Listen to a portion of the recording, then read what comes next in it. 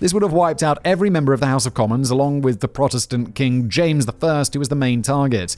Where we'd blown up the House of Lords or the House of Commons, Danny. I always thought it was the House of Commons, but I don't know. Or just Parliament in general. Burn them all!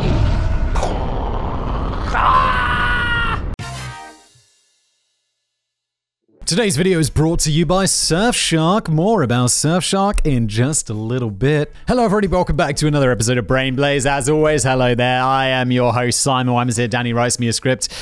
More things British people think are totally normal, but others find bizarre. There's always some of these. I like these ones because it's like, I sometimes find out, it's like, oh yeah, no, I've always thought that was weird.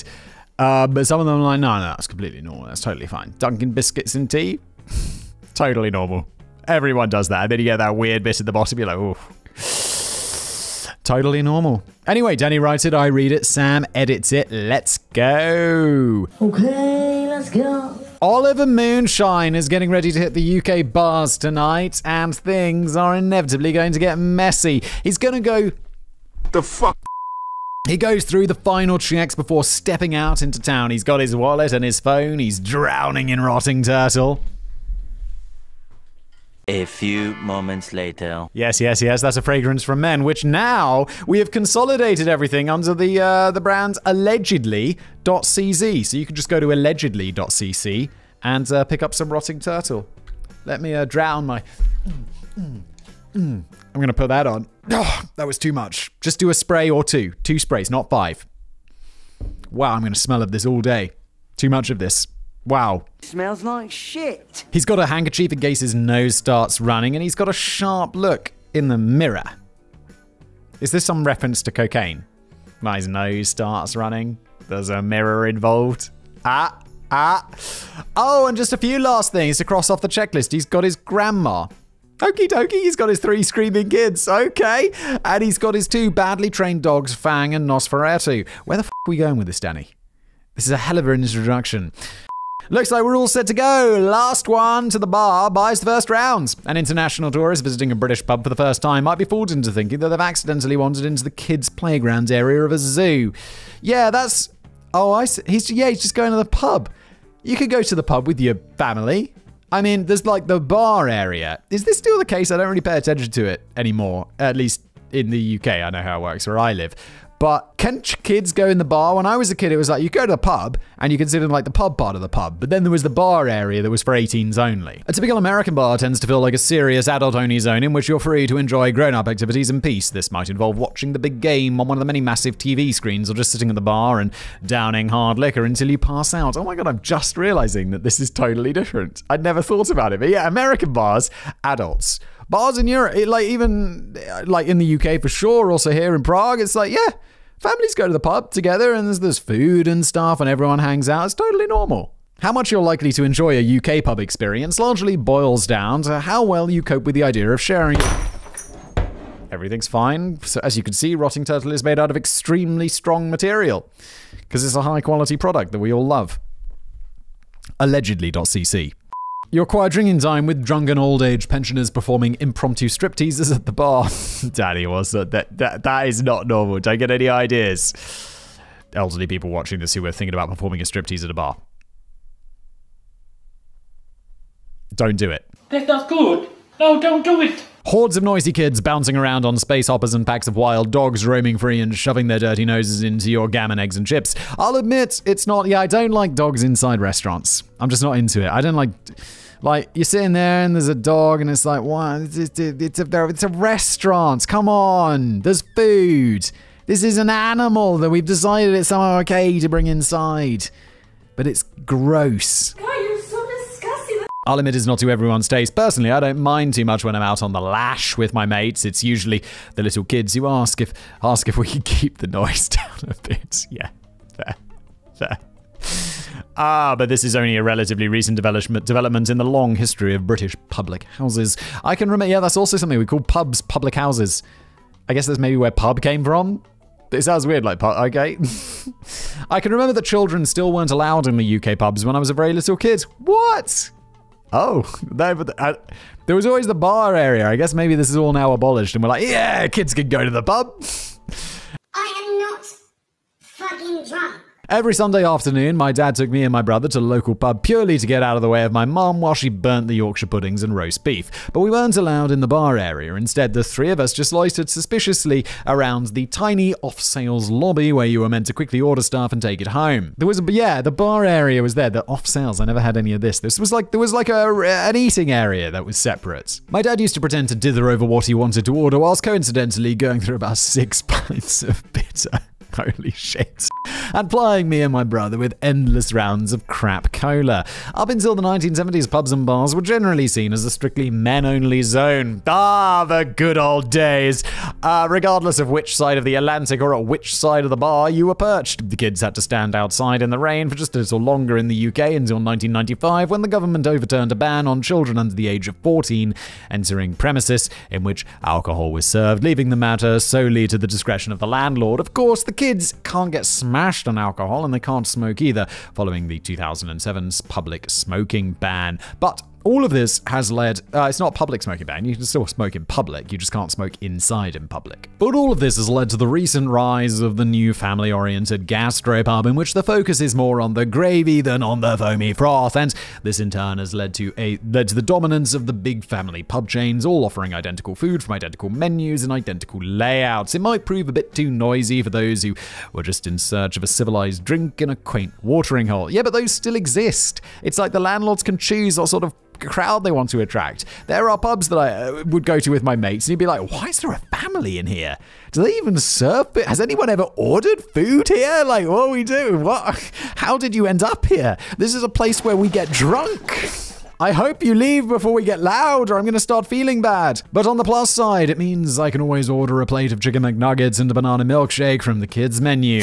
Now, just before we continue with today's video, I do want to say that it's brought to you by Surfshark VPN. Surfshark VPN wants to make your internet experience better in a whole multitude of ways. First of all, there is improved security with Surfshark. Surfshark, it's a VPN. Obviously, what that means is that when you are out somewhere out and about using a public Wi-Fi, it can be a bit of a risky business, but not with Surfshark, because what they do is they route all of your internet traffic through one of their servers, basically masking it from your ISP, from whoever might be like on that weird Wi-Fi. Maybe they set up a honeypot, something dodgy.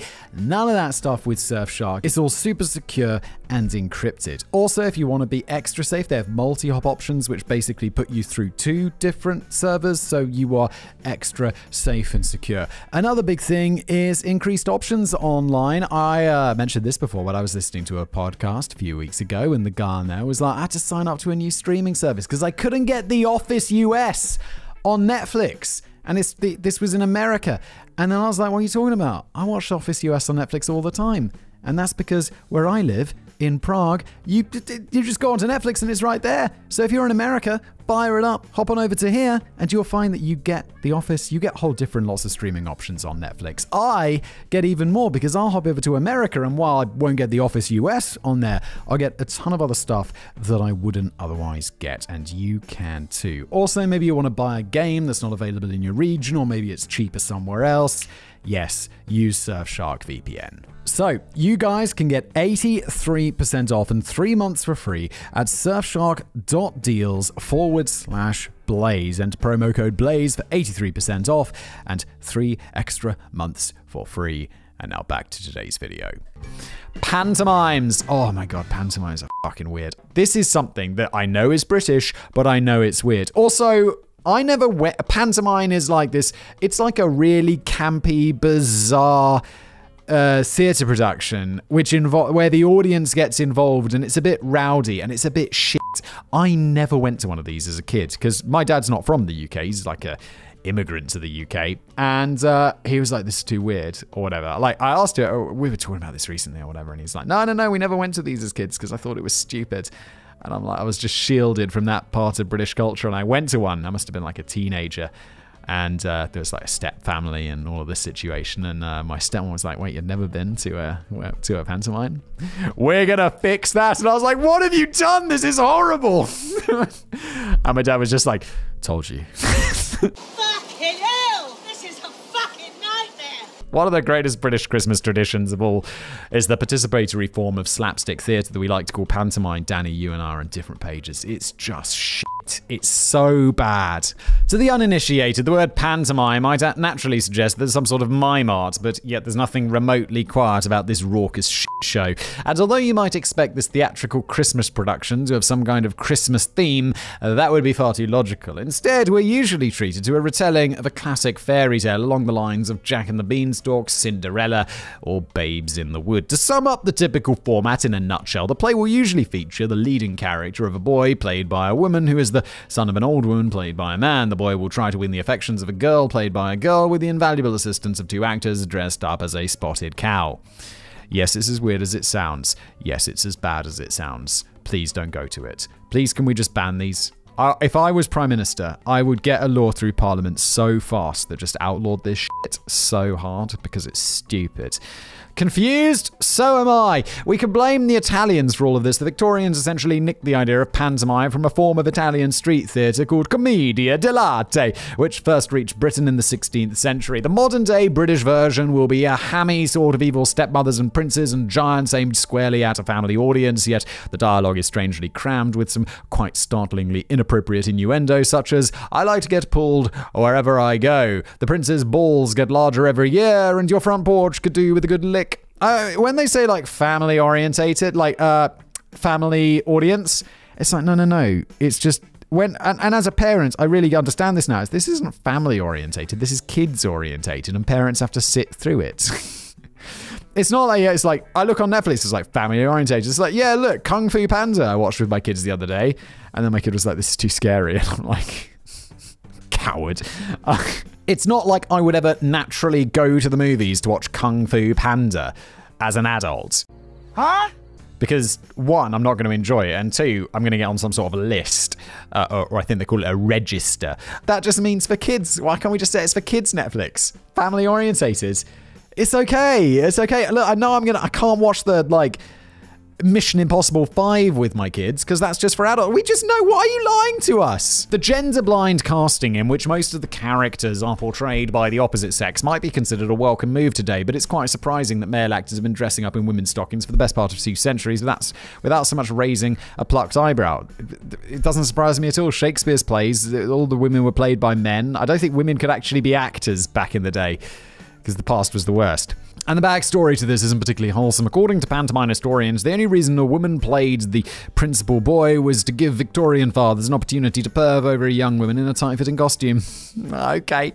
You'll need to be ready to engage in some serious audience participation if you go to see a pantomime, as the audience is strongly encouraged to boo and hiss at the villains. It's so cringe. It's so cringe. I still remember this like it was yesterday, and it was 20 years ago. It was just like, the whole thing was just like,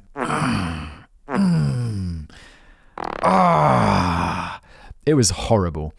You'll be screaming warning cries of "he's behind you" at the right moment, so at which point the oblivious hero will quizzically respond with "oh no he isn't," leading to the audience responding "oh yes he is." This can drag on for bloody hours. You might even get called up on stage to sing along with the gender-bending cast if you're desperately unlucky. On a slightly more welcome note, the cast used to throw sweets and crap toys into the audience at regular intervals, though the theatres have recently put a stop to this to avoid getting sued by the mum of a distraught kid who got his eye poked out by a flying fun-sized Mars bar thrown by Widow Twanky. Characters such as Widow Twanky and Mother Goose may share top billing, but the real star of the show is the legendary 2-man spotted pantomime cow who trots about and bumps into the scenery for no immediately discernible reason. But what about the caliber of actors squeezing into those pantomime costumes? Well, they might be very good. I'm going to put this slightly further away. Is still in screen? There we go. Get that promo going. Lovely.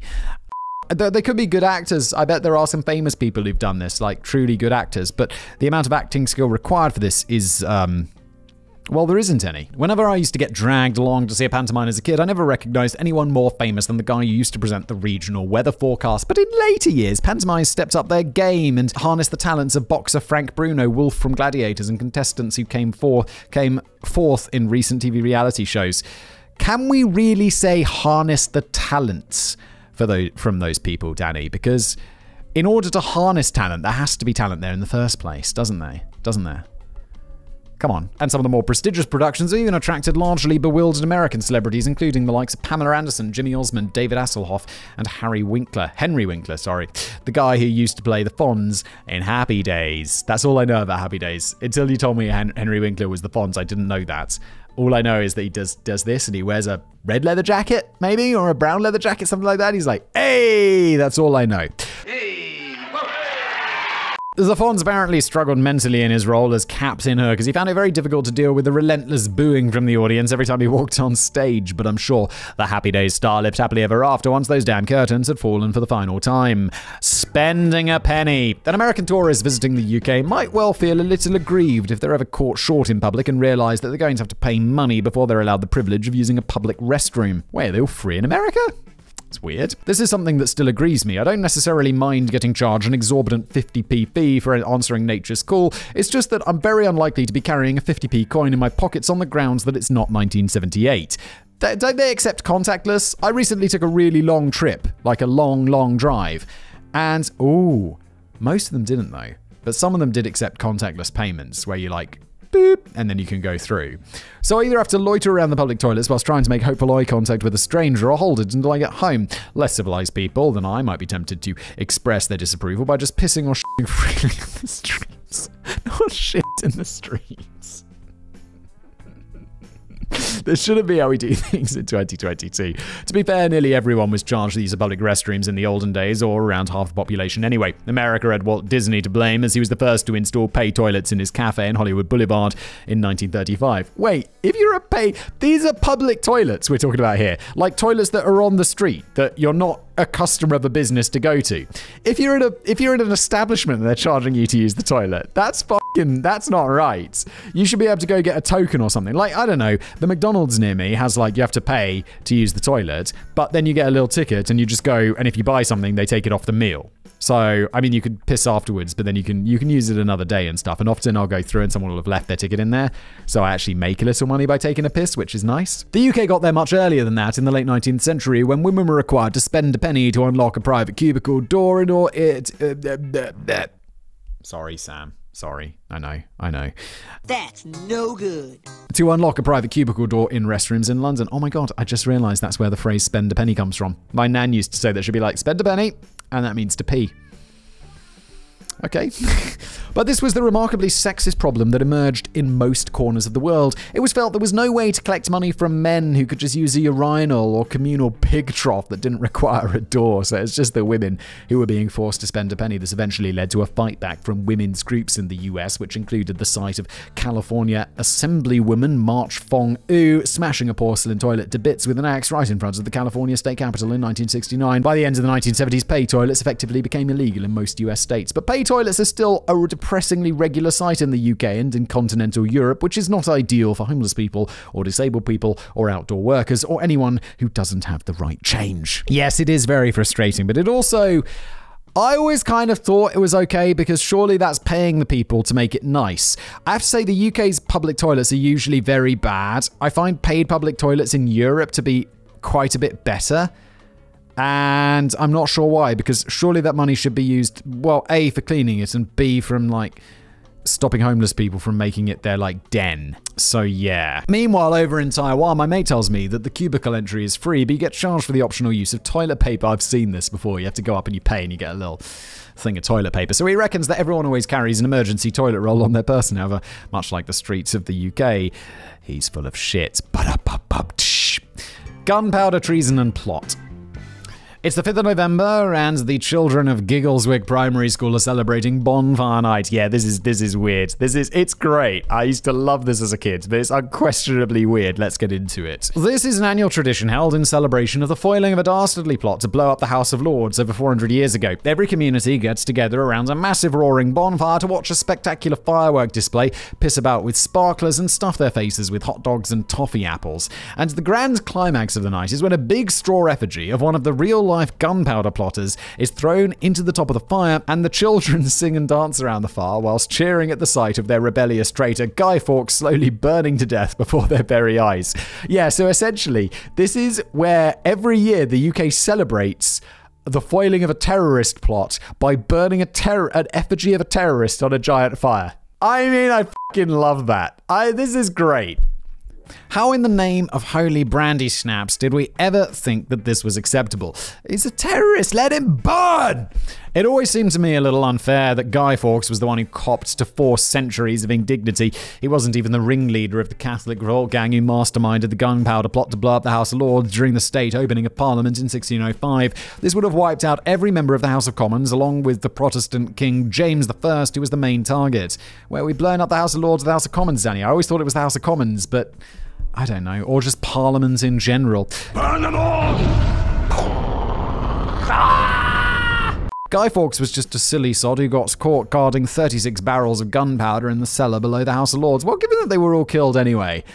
I mean, at least Guy Fawkes is he has some, people know he is. There's some memory of that. So, I mean, infamy, I guess. But, whatever. The plot had been foiled thanks to an anonymous tip-off letter, which had probably come from another member of the same gang. All 13 of these Catholic conspirators were caught, and most of them faced a grisly public execution in which they were hung, drawn, and quartered. All except for cheeky Guy Fawkes, who managed to speed things up a bit by prematurely jumping from the gallows and breaking his own neck. What a guy. The night on which the plot was foiled marked the very first bonfire night celebration, and it's kind of weird that ever since that day, we've marked the occasion on which the House of Lords didn't go up in smoke by starting great big fires. Right up until the 19th century, bonfire night was viewed by many as an anti-Catholic event, and Guy Fawkes often had company on top of that bonfire in the form of an effigy of the Pope.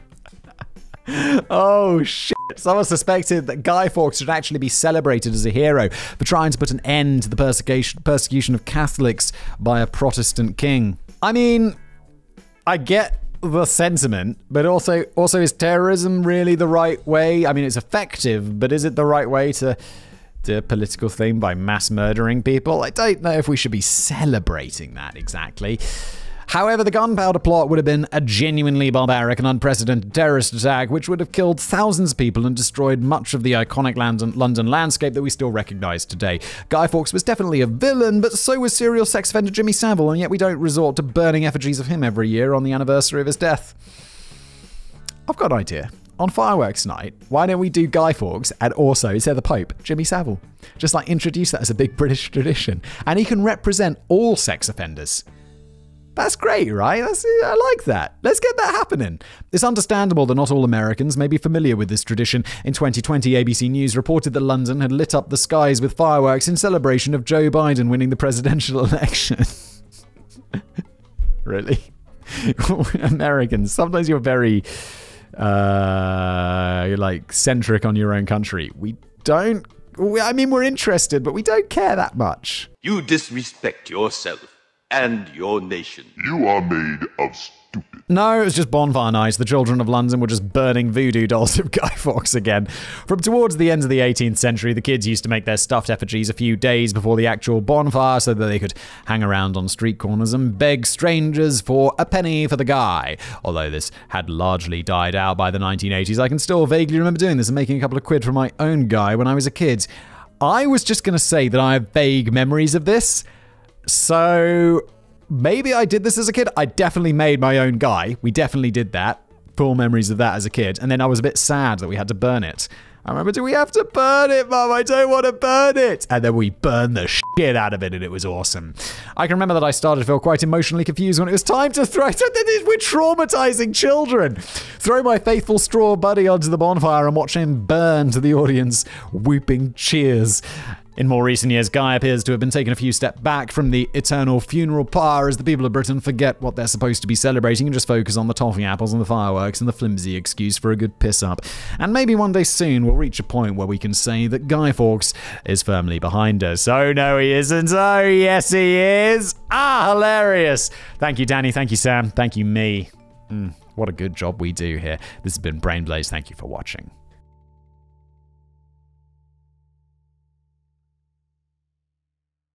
Elderly people watching this who were thinking about performing a striptease at a bar. Don't do it. That's not good. No, don't do it.